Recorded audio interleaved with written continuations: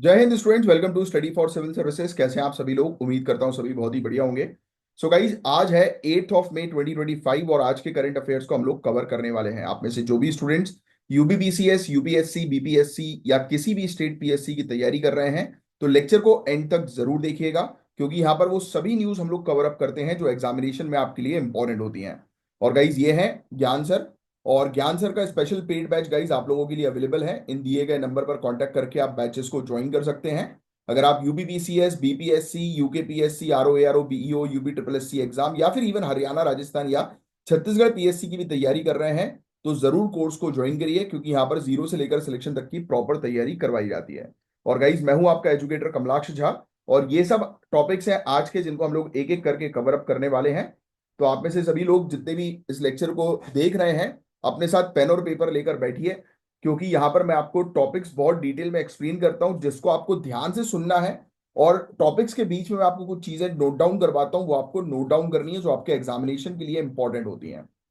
और आगे बढ़ने से पहले मैं आप लोग के कमेंट्स जो है वो देख लेता हूं। तो ईशा ठाकुर, श्रेया तिवारी, आयुष गुप्ता, आयुषी सिंह, वेरी गुड। आप सभी लोगों ने, पायल भारती, आप सभी लोगों ने बहुत बढ़िया आंसर्स जो है वो दिए हैं।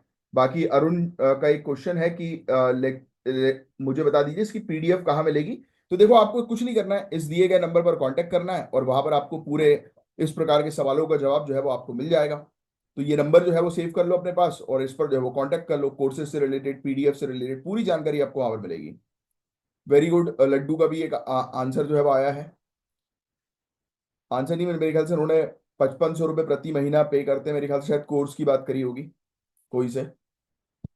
क्योंकि 5500 रुपये प्रति महीने का, मेरे ख्याल से 5500 रुपये में तो मतलब उतने ही के अराउंड में कुछ तो पूरे कंप्लीट कोर्स भी आपको जो है वो मिल सकता है। आप इस नंबर पर कांटेक्ट करें। एग्जैक्टली अमाउंट जो है, प्राइस वगैरह जो है कोर्स की, वो आपको यहाँ पर जो है मिल जाएगी। आपको बताना है कि आप कौन से एग्जाम की तैयारी कर रहे हो और पूरी डिटेल्स आपको यहाँ पर मिल जाएगी। तो बिल्कुल क्वालिटी कंटेंट आपको मिलेगा। वेरी गुड प्रीति मिश्रा, बहुत बढ़िया यार सभी लोग। ठीक है, ऐसे ही आंसर जो है वो देते रहिए रेगुलर बेसिस पर, और लाइक का बटन जो है वो जरूर हिट करिए। तो चलिए हम लोग टॉपिक को डिस्कस करेंगे। देखो, बुद्धिज्म का टॉपिक हमेशा सिविल सर्विसेज के लिए काफी ज्यादा इंपॉर्टेंट होता है। और अभी देश में क्या चल रहा है वो तो आप जानते ही हैं गाइस। कल आप लोग की सिटी में हुआ था क्या कल मॉक ड्रिल? अगर हुआ है तो कमेंट बॉक्स में अपनी सिटी का नाम लिखकर बताओ। मैं भोपाल में रहता हूँ, भोपाल मध्य प्रदेश में। यहाँ पर रात में 7:30 बजे से लेकर, हालांकि यहाँ पर कुछ शाम में 4 बजे जो है वो कुछ एरियाज पर जो है वो, जैसे मॉल्स वगैरह पे जो है वो मॉक ड्रिल्स हुए थे। बाकी शाम में जो है वो साढ़े मतलब 12 मिनट के लिए जो है वो ब्लैकआउट किया गया था। बट बड़ा फनी चीज ये लगी मुझे आसपास लोगों की, कि मॉक ड्रिल में लोग बाहर आकर छत वत पे खड़े होकर चेक कर रहे थे कि कुछ गिरने वाला है क्या। अरे हद है यार। सो मतलब क्या बोले भाई, वो बोलते ना कि इंडिया जो है वो नॉट फॉर बिगनर्स। तो वो सही है। मुझे इतनी हंसी आ रही थी, मैं देख रहा था बाद में। फिर बाकी एक सायरन बजा तो हालांकि मेरी कॉलोनी में लोग लाइट ऑफ नहीं कर रहे थे, कंफ्यूज थे, तो मैंने लाइट वाइट ऑफ करी, फिर लोगों ने देख देख के जो है लाइट ऑफ करी। फिर जब दूसरा सायरन बजा 8:42 पे, 7:42 पे सॉरी, तो उस समय मुझे पता था कि भाई अब ये ग्रीन सिग्नल वाला सायरन है, तो मैंने लाइट ऑन कर ली। फिर दूसरे लोग बिल्कुल धुत बंद करके बैठे हुए थे, उनको लग रहा था कि ये पुलिस आएगी बताएगी कि लाइट ऑन कर रहा है तब हम करेंगे। तो अजीब ही चल रहा था भाई। तो आप लोग का क्या एक्सपीरियंस था, अब मुझे कमेंट बॉक्स पे लिखकर बताना। चलो, तो बुद्धिज्म का टॉपिक जो है गाइस, ये बड़ा इंपॉर्टेंट टॉपिक है। ये सिविल सर्विसेज का one of the favourite topic.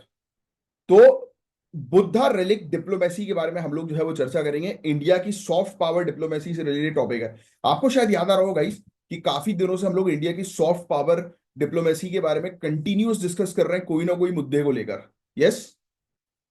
अब पता है, ये जो चीजें हम सॉफ्ट पावर के बारे में डिस्कस कर रहे हैं ना, इसके पॉइंट्स बनाते चलना।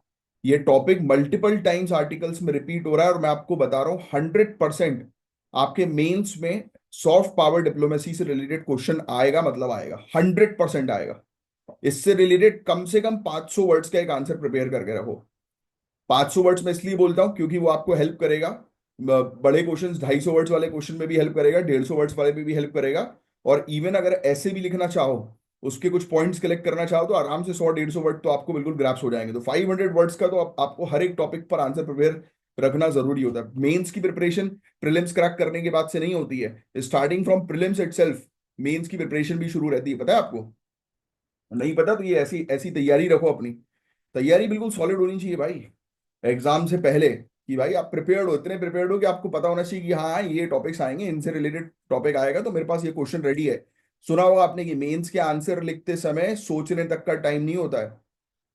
तो इस तरीके की लेवल ऑफ प्रिपरेशन आपको चाहिए। सुना होगा आपने इंटरव्यू में कि हम जब प्रिपरेशन करते थे तो हमारे हाथों में गड्ढे बढ़ गए थे लिख लिख कर। और होता ही है, जो सीरियस तैयारी जो है वो करता है उसको भाई एफर्ट्स डालने पड़ेंगे। अगर आपने लिखने के एफर्ट्स डाल अभी तक डालना शुरू नहीं किया है तो कर दो, देर ना हो जाए उससे पहले, है ना। ऐसा ही नहीं है भाई कि एग्जामिनेशन की बस पढ़ लिया, एग्जाम में आएगा तो गोला लगा देंगे, बेटा लिखोगे क्या फिर। This is civil services. अच्छा चलो, तो क्या आप जानते हो कि भगवान बुद्ध के असली फिजिकल रेलिक्स किस किस कैटेगरी में डिवाइड किए? रेलिक्स का मतलब पता है ना, अवशेष जो होते हैं। तो भगवान बुद्ध के जो असली फिजिकल रेलिक्स हैं, जो एशेस, जो बॉडी पार्ट्स जिसको हम लोग बोलते हैं अवशेष, तो ये किस किस कैटेगरी में डिवाइड होते हैं, तो ये चीज भी हम समझेंगे। 2 मई 2025 को भगवान बुद्ध के पवित्र अवशेष एक स्पेशल एयरक्राफ्ट के जरिए सारनाथ से वियतनाम ले जाए गए। Point number 1 to be noted. मई 2025 में भगवान बुद्ध के जो असली रिलिक्स थे, सैक्रेड रिलिक्स, ये वियतनाम गए हैं। हो चिन मिन सिटी वियतनाम में जो है वो गए हैं। कहां से? सारनाथ से। राइट, ये फैक्ट लिख लेना। और ये था यूनाइटेड नेशन का वेसाक डे का सेलिब्रेशन, जो कि 6 से 8 मई तक, आज के दिन तक हम लोग को देखने को मिला। United nation day of Vesak celebration लिख लेना। Very very important, very important. और इस यात्रा में इंडिया के एक यूनियन मिनिस्टर, एक स्टेट मिनिस्टर और कई बुद्धिस्ट मॉन्क्स भी शामिल थे। अवशेष यानी रेलिक्स को वियतनाम के तन तम मोनेस्ट्री, यहां पर ये क्वेश्चन प्रीलिम्स में आपसे पूछा जा सकता है कि तन तम मोनेस्ट्री कहां की है, तो ये वियतनाम की है।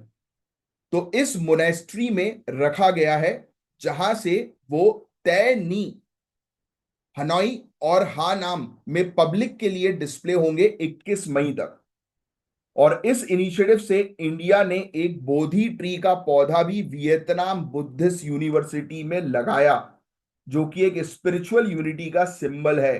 तो एक बोधि ट्री का पौधा भी हमने जो है वो वहां पर लगवाया है वियतनाम बुद्धिस्ट यूनिवर्सिटी में। देखो कितनी बेहतरीन इंफॉर्मेशन और फैक्ट्स आपको आज जानने को मिले। तो ये है इंडिया की सॉफ्ट डिप्लोमेसी, जिसके थ्रू हम लोग रिलीजन के आधार पर पीपल टू पीपल कनेक्टिविटी जो है वो बिल्डअप करते हैं, देश के साथ रिलेशनशिप इस तरीके से जो है वो मेंटेन करते हैं। यस, समझ में आई आपको बातें?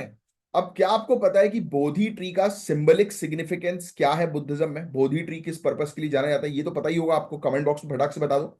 बुद्धिज्म के बारे में आपने पढ़ा है तो बोधि ट्री किस चीज के लिए जाना जाता है, किस चीज का सिंबल है? अब सुनना, बहुत ही इंपॉर्टेंट चीज जो आपको एग्जामिनेशन में पूछी जाएंगी। कितने प्रकार के अवशेष हैं, रेलिक्स हैं? देखो, एक है स, शारीरिका रेलिक्स, ये लिख लेना, काफी सारी किताबों में इसके बारे में दिया नहीं है, तो कैटेगरी ऑफ रेलिक्स के बारे में लिख लेना, शायद हो सकता है कि आपके नोट्स में भी इसके बारे में ना हो मेंशन। तो शारीरिका रेलिक्स, ये फिजिकल रिमेन्स होते हैं, जैसे कि दांत हो गए, एशेज हो गई, बाल हो गए, है ना, तो ये वो वाले रेलिक्स होते हैं। एक होता है परिभोगिका रेलिक्स, भगवान बुद्ध द्वारा द्वारा प्रयुक्त वस्त्र और वस्तु, जैसे कि उनका बाउल, वस्तु यानी उनका सामान, खाने का सामान, बर्तन वगैरह जो होता है ना, बाउल, रोब, बाथरोब, गमछा वगैरह, तो ये जो वस्तु होते हैं उनको बोलते हैं परिभोगिका। और दूसरा होता है उद्देशिका। उद्देशिका के अंदर उनके स्टैचू हुए, उनके फुटप्रिंट हुए, उनके स्तूप हुए, ये सब चीजें इसमें शामिल होती हैं। तो ये 3 प्रकार के रेलिक्स होते हैं, जो कि बहुत ही ज्यादा इंपॉर्टेंट है, प्रीलिम्स में इससे रिलेटेड क्वेश्चंस आएगा। और रेलिक्स क्या होते हैं वो मैंने आपको ऑलरेडी बता ही दिया, कि उनकी बोन्स हुई, एशेज मतलब अस्थियां जो होती है ना वो। तो ये इस प्रकार के जो अवशेष होते हैं वो 3 कैटेगरी के होते हैं, बहुत इंपॉर्टेंट है गाइस, आएगा ही आएगा। जैसे मैं आपको बताता हूँ कि कपिल वस्तु रेलिक जो है वो आपको उत्तर प्रदेश के अंदर पिपरावा में देखने को मिलेगा। ये बुद्ध के शाक्य वंश से लिंक्ड है। और टूथ का रेलिक यानी कि उनके दांत के जो अवशेष है ना, वो श्रीलंका के कैंडी में है। जो कि वर्ल्ड फेमस पिलग्रिमेज साइट है श्रीलंका की। तो ये चीज भी थोड़ी सी आपको पता होनी चाहिए, है ना। देखो, कपिल वस्तु रेलिक, पिपड़ावा, उत्तर प्रदेश के अंदर, ये भी लिखो, ये भी एग्जाम में आएगा, बहुत इंपॉर्टेंट है। महाबोधि टेम्पल बोध गया के अंदर, बहुत ही इंपॉर्टेंट साइट है, जहां भगवान बुद्ध जो है उनको ज्ञान की प्राप्ति हुई थी बोधि ट्री के नीचे। ये वाला भी लिखना आप, टूथ रेलिक इनके श्रीलंका में है, ये आएगा एग्जाम में, choose the correct pair, match the following. और अभी बहुत बड़ी इंपॉर्टेंट चीज हुई है तो आएगा ही आएगा, वियतनाम में इनके अवशेष जो है वो भेजे गए हैं पब्लिक डिस्प्ले के लिए, सारनाथ के अवशेष। सारनाथ पहला उपदेश दिया था भगवान बुद्ध ने, धर्म चक्र परिवर्तन सूत्र, याद आ रहा है। These things are very important, prelims में तो बहुत पूछते हैं ये लोग, Buddhism one of the favourite topic है सिविल सर्विसेज का गाइस। तो क्या है इस डिप्लोमेटिक आउटरीच का ऑब्जेक्टिव, तो आओ इस चीज को हम लोग जो है वो समझने की कोशिश करेंगे। तो डिस्कस करते हैं गाइस, एक सेकंड दीजिएगा मुझे, अब आएगा इंपॉर्टेंट पॉइंट। तो अभी तक आपको समझ में आ चुका होगा कि डिप्लोमेसी का उपयोग कैसे होता है, तो अब और समझो। इस इनिशिएटिव को हम इंडिया की कल्चरल डिप्लोमेसी के ब्रॉडर फ्रेमवर्क में समझ सकते हैं, यानी कि हमारी सांस्कृतिक जो डिप्लोमेसी होती है ना, कूटनीति, उसके तौर पर इसको देखते हैं। तो हमेशा सांस्कृतिक कूटनीति को भी दिमाग में आपको रखना है, क्योंकि ये चीज आएगी एग्जाम में गाइस, 100% आएगी, है ना। जैसे कि हमने ये रेलिक्स वियतनाम में भेजे, तो ये हमारी कल्चरल डिप्लोमेसी है, सांस्कृतिक कूटनीति है। इंडिया ने इससे पहले बुद्ध के रिलिक्स जो है वो मंगोलिया थाईलैंड के साथ भी जो है वो शेयर किए हुए हैं, लिख लेना, है ना। मंगोलिया थाईलैंड के साथ भी बुद्ध के रिलिक्स शेयर किए हैं, स्पिरिचुअल डिप्लोमेसी को प्रमोट करने के लिए। किसको? स्पिरिचुअल डिप्लोमेसी को, आध्यात्मिक डिप्लोमेसी, कूटनीति। तो सांस्कृतिक कूटनीति, आध्यात्मिक कूटनीति, ऐसे टर्म्स बिल्कुल यूज करना शुरू करो। ये रिलिक्स गाइस बेसिकली बताता है कि इंडिया और बुद्धिस्ट मेजोरिटी कंट्रीज के बीच में जो है वो क्या संबंध है। और फिर हमने पौधा भी जाके लगा दिया भैया, राइट। तो उससे और फायदा जो है वो मिल रहा है रिलेशंस में, है ना। अब कुछ और चीजें जो है वो हम लोग समझते हैं ये वेसाक सेलिब्रेशन के बारे में। गाइस, वेसाक सेलिब्रेशन के दौरान सेरिमोनियल प्रेयर्स होती हैं, पूजा पाठ होते हैं, डांस ड्रामा होता है, पब्लिक के सामने जो है वो परफॉर्मेंस वगैरह होती है, जिसमें भगवान बुद्ध के जीवन को सेलिब्रेट किया जाता है।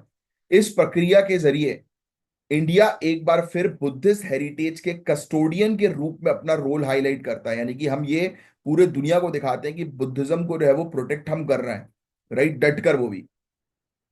तो ये चीजें हैं। तो बुद्ध रेलिक्स डिप्लोमेसी सिर्फ एक धार्मिक या सांस्कृतिक घटना नहीं है, ये इंडिया की सॉफ्ट पावर स्ट्रेटेजी का एक बहुत ही महत्वपूर्ण हिस्सा है। इससे ना सिर्फ भारत की स्पिरिचुअल लेगेसी प्रमोट होती है, बल्कि रीजनल हार्मनी और सिविलाइजेशनल आउटरीच भी बढ़ती है। मतलब कि देखो, हम आपस में इस क्षेत्र में जो है वो कंट्रीज के साथ बुद्धिज्म के थ्रू जो है वो कैसे कनेक्टेड है। तो कूटनीति ध्यान में रखना, डिप्लोमेसी ध्यान में रखना, स्पिरिचुअल और कल्चरल, आध्यात्मिक और सांस्कृतिक, है ना। तो ये फैक्ट है गाइस, और साथ ही साथ ये पूरा टॉपिक था, बाकी इसमें और कुछ नहीं है। मैंने आपको प्रोग्राम्स के बारे में बता दिया कि इस प्रकार के प्रोग्राम्स वगैरह यहाँ पर कंडक्ट होते हैं। भगवान बुद्ध के मैसेजेस के बारे में बताया जाता है ना। पीस, शांति, करुणा, नॉन वॉयलेंस, इनके मैसेज को प्रमोट किया जाता है। तो ये सॉफ्ट पावर देखो किस तरीके से आगे बढ़ती जा रही है, और सॉफ्ट पावर से रिलेटेड गाइस क्वेश्चन आएगा, मतलब आएगा। अगेन एक और दूसरा इंपॉर्टेंट टॉपिक आ गया है, under water archaeology revival, ASI के द्वारा, आर्कियोलॉजिकल सर्वे ऑफ इंडिया के द्वारा। क्या आप जानते हैं कि द्वारका एक माइथोलॉजिकल सिटी पहली बार अंडर वाटर आर्कियोलॉजिस्ट की हेडलाइंस में कब आई थी? आपने इसके बहुत सारे फोटोज भी देखे होंगे कि द्वारका सिटी जो है वो समुद्र के नीचे है पूरी की पूरी, है ना। और बड़ा इंटरेस्टिंग भी लगता है, जिसने नहीं देखा जाकर एक बार जो है वो देखना अंडरग्राउंड द्वारका सिटीज के बारे में। तो ये चीज है।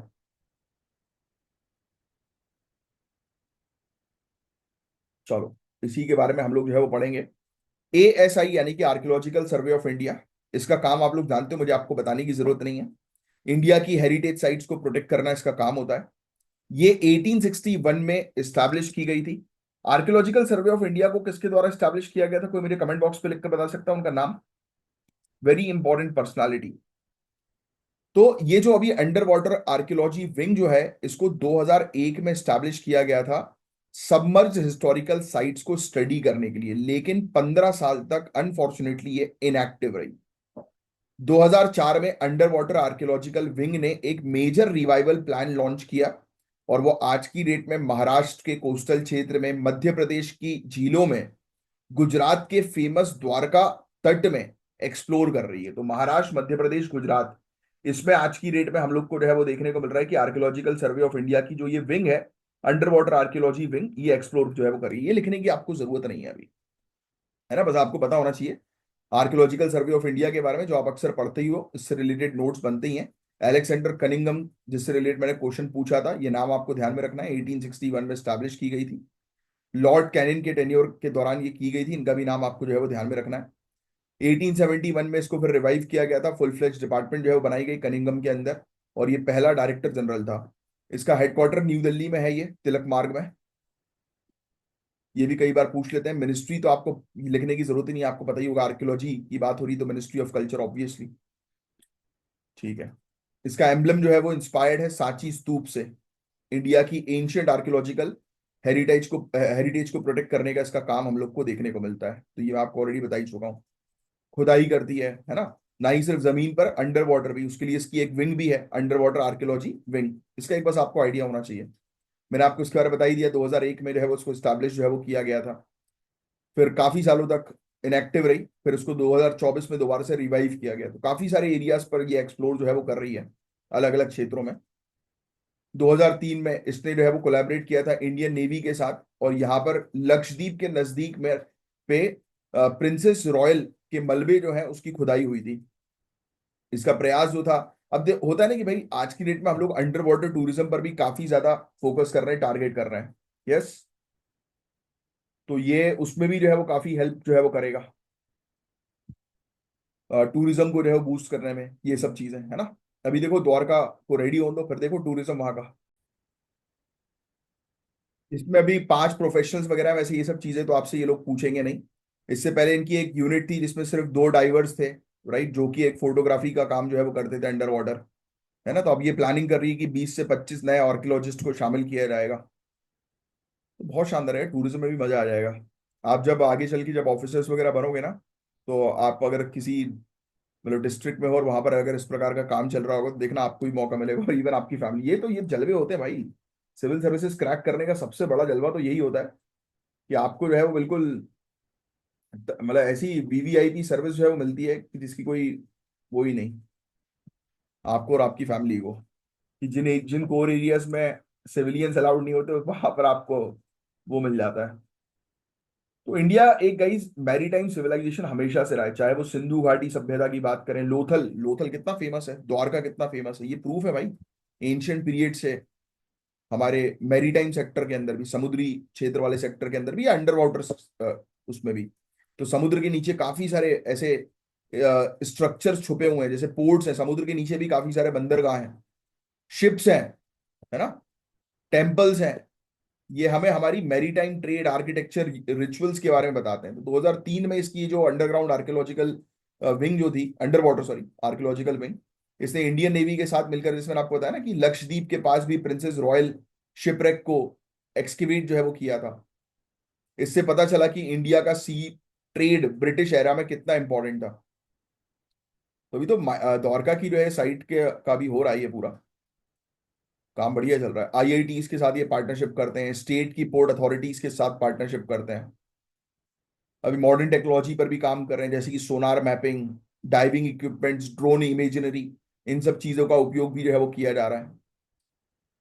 बढ़िया है ये एक टॉपिक था गाइस छोटा सा। रिसर्च होती है, डॉक्यूमेंटेशन होती है प्रॉपर।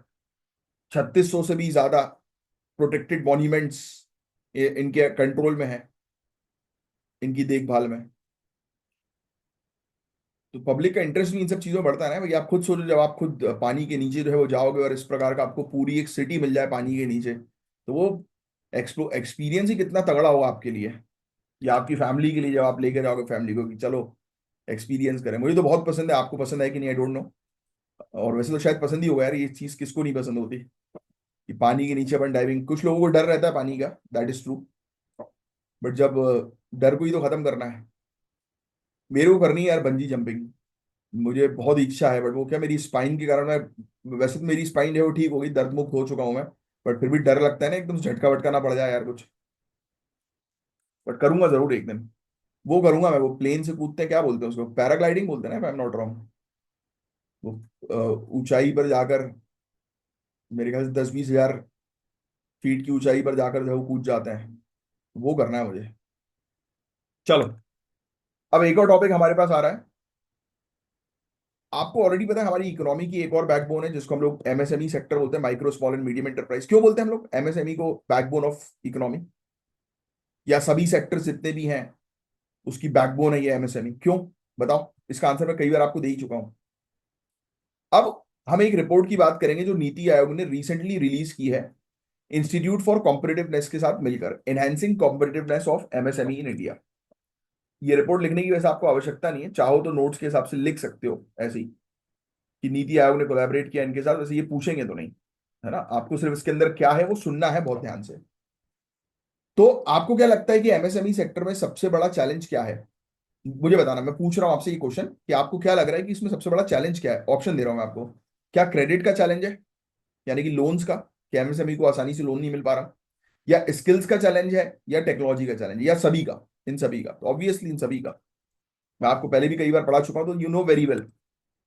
अब देखो यार, एमएसएमई को क्यों बैकबोन कहा जाता है, तो उसके बारे में थोड़ा सा मैं आपको जिक्र कर दूं। इंडिया में चाहो तो लिख सकते हो ये, 6.3 करोड़ से ज्यादा एमएसएमईज हैं, micro small and medium enterprises. 6 crore 30 lakh से ज्यादा, या 6.5 करोड़ आप बोल सकते हो, उससे ज्यादा है, जो हमारी जीडीपी का 30% से ज्यादा कंट्रीब्यूट करते हैं। यहां पर 110 मिलियन से ज्यादा जॉब्स क्रिएट होती हैं। इस सेक्टर के अंदर textile, auto parts, food processing, chemical सब इंक्लूडेड है। तो भाई एम्प्लॉयमेंट रिच है और कैपिटल लाइट सेक्टर, ये लिख सकते हो, पता है, एक बहुत बढ़िया line, employment rich and capital light sector. कितना बढ़िया लगेगा लिखने में, कि ऐसा क्षेत्र है जो बेसिकली रोजगार में सबसे महत्वपूर्ण है, और कैपिटल पूंजी जो है वो इसमें कम लगानी पड़ती है। अब सुनो, इसके रिपोर्ट बता रही है कि इसमें कुछ चैलेंजेस आए हैं, बट उससे पहले मैं आपको ये बता देता हूँ। ये हाईलाइट कर रही है काफी सारे इनके प्रॉब्लम्स को, एमएसएमई जो आज की डेट में फेस कर रही है, textile, chemical, automotive, food processing sector वाली। इन्होंने सजेशन दी है कि भाई आप क्रेडिट को इम्प्रूव करो, स्किल्स लेकर आओ, इनोवेशंस लेकर आओ, कॉम्पिटिटिवनेस जो है वो बढ़ाओ। इनका डेटा इनको मिला है पीएलएफएस से, है ना। 2000 से 2024, 2020 से 2024 के बीच में फॉर्मल क्रेडिट एक्सेस जो है वो माइक्रो और स्मॉल इंटरप्राइजेस का बढ़ा भी है, 14% से 20% हुआ है मीडियम के लिए, और 4% से 9% जो है वो हुआ है, राइट। स्मॉल, माइक्रो स्मॉल के लिए 14 से 20, और मीडियम के लिए 4 से 9%। बट पता है बहुत दिक्कतें होती है यार, नहीं मिल पाता, पता है क्रेडिट। मैंने खुद जो है अपना स्टार्टअप शुरू किया था, फॉर्मल लोन नहीं मिल पाता, उसी को तो ठीक करना है अब। इस प्रोग्रेस के बावजूद मात्र 19% ही ओवरऑल एमएसएमई क्रेडिट डिमांड जो है वो फुलफिल हो पा रही है फॉर्मल चैनल्स की। तो देखो क्लियरली लिखा है, जो मैंने आपको अपना एक्सपीरियंस कुछ दिनों पहले दिखाया था, वो आपको रिपोर्ट्स में भी नजर आ रहा है। इसलिए जो रियल चीजें जो चलती है ना, ग्राउंड लेवल की चीजें, उस पर ज्यादा फोकस किया करो आप। तभी आप जब आंसर लिखोगे ना तो मजा आएगा, और चेक करने वाले को भी मजा आएगा। क्योंकि थ्योरी तो मिल जाती है हमें, है ना, रिपोर्ट्स तो मिल जाती है, बट एक्चुअल ग्राउंड रियलिटी में जो चीजें जो मैं आपको अलग से बताता हूँ, वो जब आप मेंशन करोगे ना आपके आंसर में, आय हाय, तालियां बज जाएंगी, खड़े हो जाएंगे लोग आपके लिए। तो क्रेडिट गारंटी फंड ट्रस्ट जो माइक्रो और स्मॉल इंटरप्राइजेस के लिए है, उसको बढ़ाया बढ़ाया भी गया है हमने, बट ऑपरेशनल लिमिटेशंस अभी भी हैं। अभी भी ट्रस्ट तो है, फंड्स तो हैं, बट सही जगह पर पहुंच नहीं पा रहा है। मैंने आपको एक बार बताया था, आपको याद हो तो, कि मुझे स्टार्टअप के लिए लोन जो है वो लेना था बिजनेस के लिए।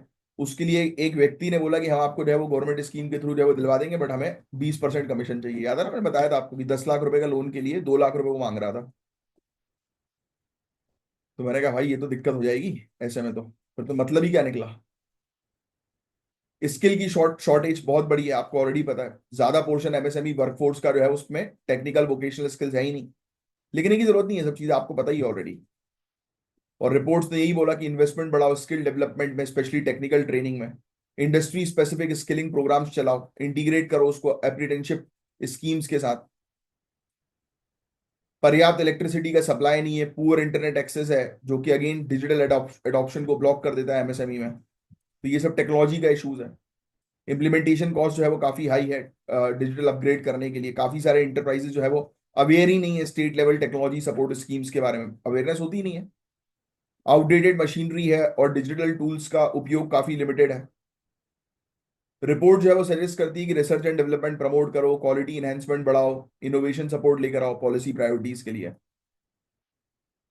क्लस्टर डेवलपमेंट जो है वो अभी भी एक इंपॉर्टेंट टूल है। क्लस्टर डेवलपमेंट समझते हो? क्लस्टर विकास की एक साथ एक जगह पर काफी सारे लोग, जैसे कि वो होता है ना अपना, क्या बोलते हैं, कोऑपरेटिव सोसाइटी, वैसे ही कि काफी सारे स्टार्टअप्स मिलकर जो है वो एक बड़ा हब जो है वो तैयार करें अपना। बट यस, है ही नहीं, इसलिए ब्रांडिंग की कमी होती है, मार्केटिंग काफी वीक होती है, पैकेजिंग कैपेबिलिटी जो होती है वो एमएसएमई को रिस्ट्रिक्ट करती है कि वो अपने मार्केट रीच को जो है वो एक्सपेंड नहीं कर पा रहा है। रिपोर्ट रिकमेंड यही कर रही है कि उनको ब्रांडिंग का, डिजिटल मार्केटिंग का, इन सब चीजों का सपोर्ट दो, अपग्रेड करो कॉमन इंफ्रास्ट्रक्चर फैसिलिटीज को, है ना, अवेयरनेस क्रिएट करो। अवेयरनेस क्रिएट करना बहुत इंपॉर्टेंट है। लोगों को स्कीम्स के बारे में ही नहीं पता कि कहाँ से उनको बेनिफिट मिलेगा, तो कैसे बेनिफिट ले पाएंगे वो, है ना। So these are the issues. तो नीति आयोग के बारे में तो आप लोग ऑलरेडी पढ़ोगे ही। 2015 में इसको जो है वो स्टैब्लिश किया गया था। नीति आयोग से पहले कौन सी बॉडी थी? Yes, planning commission. अच्छा, मेरा एक सिंपल सा क्वेश्चन, इसका आंसर मैं ऑलरेडी पहले भी दे चुका हूँ। क्यों हटाया गया प्लानिंग कमीशन को? नीति आयोग को क्यों लेकर आया गया? What was the reason, main reason, जिसके जिसने प्लानिंग कमीशन को रिप्लेस किया? अच्छा हाँ, by the way main reason आपको ऑलरेडी पता है कि सरकार चेंज होती है तो पॉलिसीज हटाती है। हर एक कोई, अपनी गवर्नमेंट चाहती है कि हमारी खुद की बड़ी पॉलिसी तैयार हो, थिंक टैंक तैयार हो। बट ये लिखना नहीं है, ठीक है, ये लिखने वाली चीज नहीं होती है एग्जामिनेशन, ये समझने वाली होती है। बट इसके पीछे क्या सरकार ने रीजन दिया है, वो आप मुझे कमेंट बॉक्स पे लिखकर बताएंगे। इसके बारे में तो आप जानती है ना कि ऑनरेबल प्राइम मिनिस्टर इसके चेयरमैन है। गवर्निंग काउंसिल इसके अंदर होती है, जिसमें सभी चीफ मिनिस्टर होते हैं, लेफ्टिनेंट गवर्नर्स होते हैं, यूनियन मिनिस्टर्स होते हैं, है ना।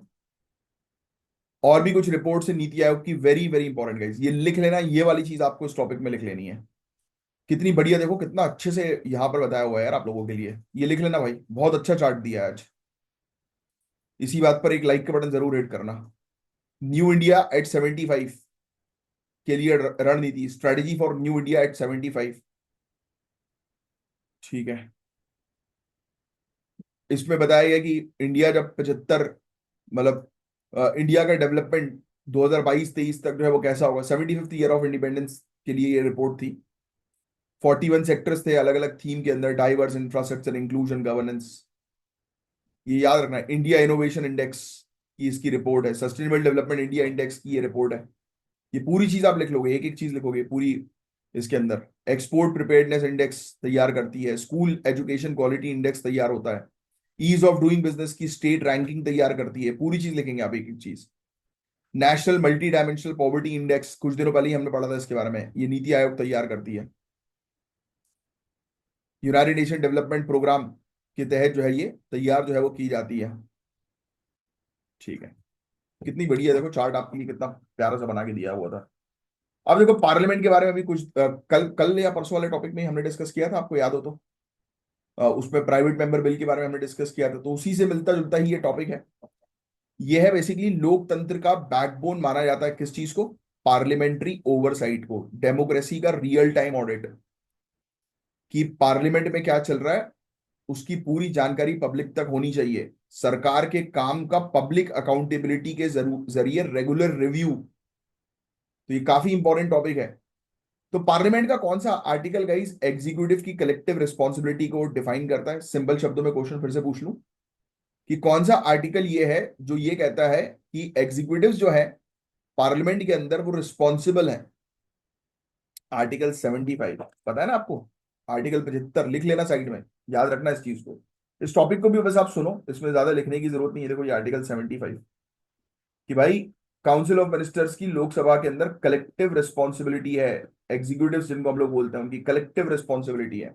देखो डायरेक्टली काउंसिल ऑफ मिनिस्टर पूछ लेता तो शायद आंसर बनता नहीं, इसलिए एग्जीक्यूटिव लगाया मैंने। तो हर एक टॉपिक को जब पढ़ो तो इस तरीके से पढ़ो कि भाई घुमा फिरा के भी आपसे पूछे तो आपको उसका आंसर मिलना चाहिए। इसी को बोलते हैं कंसेप्चुअल क्लैरिटी, और उसके लिए जनरल स्टडीज पर कमांड होना बहुत जरूरी है गाइस।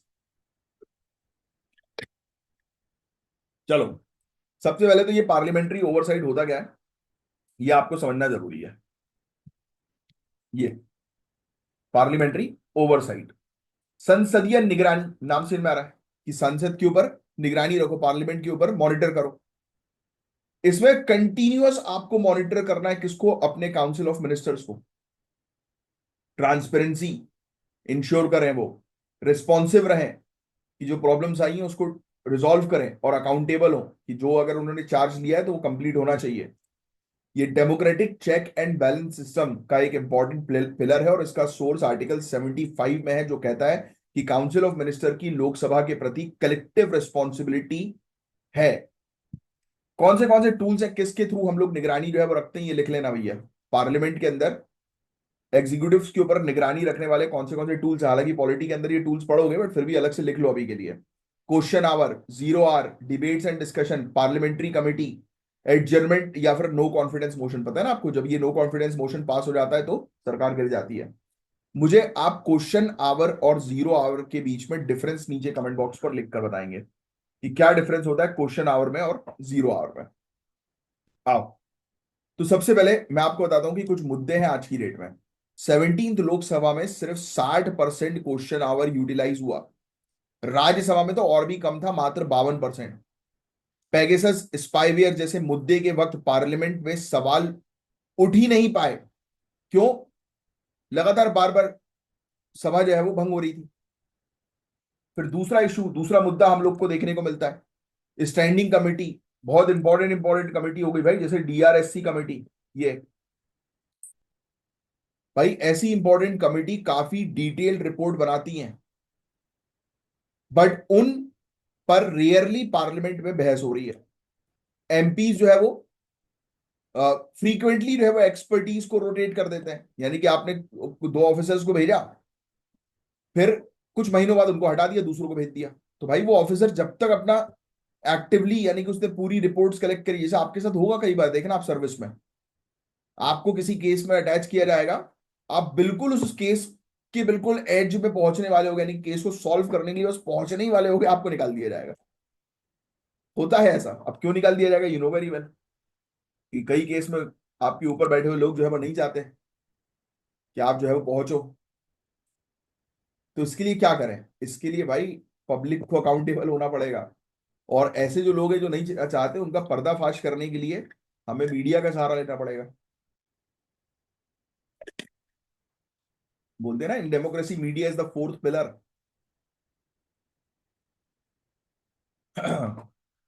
फिर इसके अलावा कानून बनाने के बाद उसका इम्प्लीमेंटेशन सही से नहीं हो रहा है। कानून तो बन गए भाई बहुत सारे, बट क्या वो तरीके से लागू हो रहे हैं? नहीं हो रहे। कंपनीज अमेंडमेंट एक्ट 2013 का अनइंटेंडेड कॉन्सिक्वेंसेस, क्रिमिनल प्रोसिक्यूशंस में बढ़ोतरी हो रही है। आप देखिए कंटिन्यूअसली, आप देखो केस, कोर्ट के पास है तो इतने केस हैं कि कोर्ट संभाल ही नहीं पा रही, उसकी कैपेसिटी से बहुत ज्यादा है। तो ये चीज है।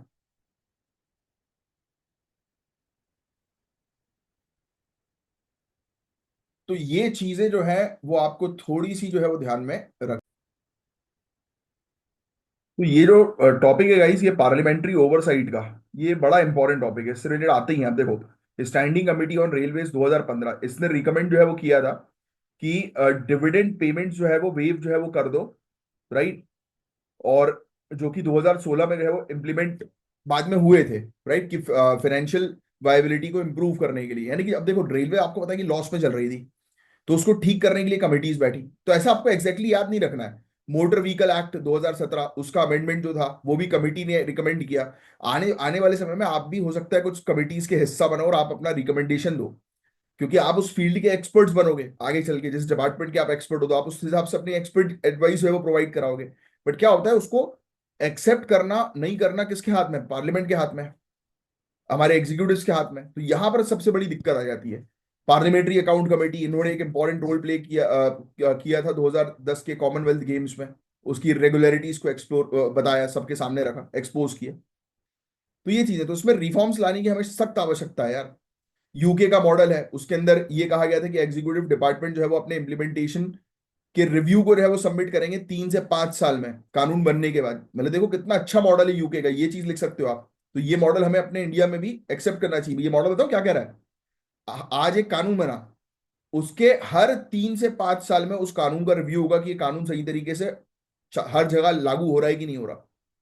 तो इससे क्लैरिटी मिलती है ना देश के अंदर। एक डेडिकेटेड सब कमिटी जो है डीआरएससी के अंडर, ये बेसिकली बनाई जाती है कि आप जो है वो मेजर जो कानून है, जैसे कि इंसॉल्वेंसी बैंक्रप्सी कोड हुआ, नेशनल एजुकेशन पॉलिसी, वो सही चल रही है कि नहीं चल रही, उसको रिव्यू करो। बट आप उस डीआरएससी की सुनी नहीं रहे हो, वो अपनी रिपोर्ट प्रोवाइड करा रही है, सुनी नहीं रहे हो। तो ये सुनना बहुत जरूरी है। और मेरे हिसाब से तो इसको पब्लिकली ट्रांसपेरेंट रखेंगे तो ज्यादा बेटर रहेगा। कमिटी के वर्क जो है उसको बढ़ाना जो है वो जरूरी है ना। टेक्नोलॉजी एआई टूल्स का इस्तेमाल हम लोग करें। बस यही चीज थी गाइस इस टॉपिक के अंदर, और कुछ नहीं है इस टॉपिक में। अब एंटीबायोटिक रेजिस्टेंट, इस टॉपिक को मैं ऑलरेडी आपको पहले भी जो है वो कवर अप करा चुका हूँ। बहुत इंपॉर्टेंट टॉपिक है, इससे रिलेटेड 500 वर्ड्स आपके रेडी होने चाहिए। एक नई स्टडी जो है पब्लिश हुई है लैंसेट इन्फेक्शियस डिजीज में, जिसने रिवील किया है कि मात्र 8% ही बैक्टीरियल इन्फेक्शन इंडिया के अंदर 2019 में प्रॉपरली ट्रीट हुए हैं। समझ रहे हो आप? सही तरीके से, अप्रोप्रिएट तरीके से ट्रीट हुए हैं। तो इसका मतलब कहीं ना कहीं इंडिया के अंदर ये सबसे बड़ी समस्या जो है वो बढ़ती जा रही है। रिसर्च कंडक्ट करी है जीएआरडीपी ने, और लो और मिडिल इनकम कंट्रीज के ऊपर फोकस किया, इंडिया, बांग्लादेश, पाकिस्तान, मैक्सिको के ऊपर। और यही बताया जा रहा है कि यहाँ पर आज क्यों ये बता, प्रॉब्लम सबसे बड़ी एंटीबायोटिक रेजिस्टेंस की क्या है, कि हम लोग बिना डॉक्टर की प्रॉपर डोज के रहे वो दवाइयां बस खा लेते हैं और हमारी बॉडी एंटीबायोटिक रेजिस्टेंस बन जाती है। तो इस पर आज आपके लिए मैं एक टास्क दे रहा हूं, एंटीबायोटिक रेजिस्टेंस के बारे में बहुत ध्यान से जो है वो कवर अप करिएगा। और ये एंटी माइक्रोबियल रेजिस्टेंस ये क्या होता है, इसके बारे में आज आपको ध्यान से पढ़ना है। राइट, ये कुछ आंकड़े वगैरह दिए हुए हैं कि इंडिया के अंदर 10 लाख से ज्यादा हम लोग को केसेस जो है वो देखने को मिल रहे हैं, ये बैक्टीरियल इन्फेक्शंस वगैरह के। राइट, देखो लिखा हुआ है क्या, का, कार्बापेनम रेजिस्टेंट बैक्टीरियल इन्फेक्शन, जो 8 कंट्रीज में, उसमें इंडिया में है सबसे ज्यादा। ट्रीटमेंट बहुत ही कम इसका जो है वो हो रहा है। ये आने वाले समय में बहुत बड़ी दिक्कत इंडिया के अंदर जो है वो पैदा जो है वो कर सकता है। तो ये सब आंकड़े वगैरह आपको याद रखने की जरूरत नहीं है। इस टॉपिक के बारे में आपको कुछ चीजें मुझे इसमें इसकी बेसिकली मुझे पढ़नी है कि आज आंकड़े की तो जरूरत नहीं है। इसमें मुझे एक आर्टिकल के बारे में जो है वो कवर अप जो है वो करना है अलग से, जो यहाँ पर जो है वो दिया नहीं गया था। तो वो मैं आपको कवर अप करके जो है वो कल प्रोवाइड कराऊंगा। और दूसरा वेस्टर्न डिस्टर्बेंस वाला टॉपिक, ये भी मैं आपको कल जो है वो प्रोवाइड कराऊंगा। ये दो टॉपिक हम लोग जो है वो कल डिस्कस करेंगे। और नेशनल ह्यूमन राइट कमीशन, फटाक से वीडियो को पॉज करो, ट्राई करो इसका आंसर देने की, क्या होगा इसका करेक्ट आंसर, फटाक से। और दूसरा, world audio visual entertainment summit, लिखो इसको। World audio visual entertainment summit, ये एक इनिशिएटिव है ministry of information and broadcasting का। इसका ऑब्जेक्टिव यही है कि इंडिया को प्रमोट कर रहे हैं, इंडिया को हब बनाना है ग्लोबल कंटेंट कॉमर्स में। अलग अलग एंटरटेनमेंट सेक्टर में इंडिया हब बन जाए इसमें, कंटेंट के मामले में। नाम से में आ रहे हैं यार, ऑडियो विजुअल एंटरटेनमेंट समिट। तो इंडिया जो है वो कंटेंट के मामले में जो है बेस्ट बन जाए। वैसे ही रील्स चली रही है हमारे यहाँ है, हर एक दूसरा व्यक्ति भयानक तरीके से कंटेंट क्रिएटर बन गया है। अच्छी बात है, वो बुरी बात नहीं है। बट हाँ, क्रिंज कंटेंट अच्छी बात नहीं होती है। और ये एक मेंस का भी क्वेश्चन है, ऑनरेबल सुप्रीम कोर्ट के एक जजमेंट से रिलेटेड क्वेश्चन है ये, इलेक्टोरल बॉन्ड स्कीम का। ट्राई करना आंसर देने की। और ये है ज्ञान सर, और ज्ञान सर के पेड कोर्सेज को ज्वाइन करने के लिए दिए गए नंबर पर आप कांटेक्ट करिए। और अब चलिए मिलेंगे हम लोग नेक्स्ट लेक्चर में, तब तक के लिए bye, take care, have a great day ahead. जय हिंद, जय श्री महाकाल।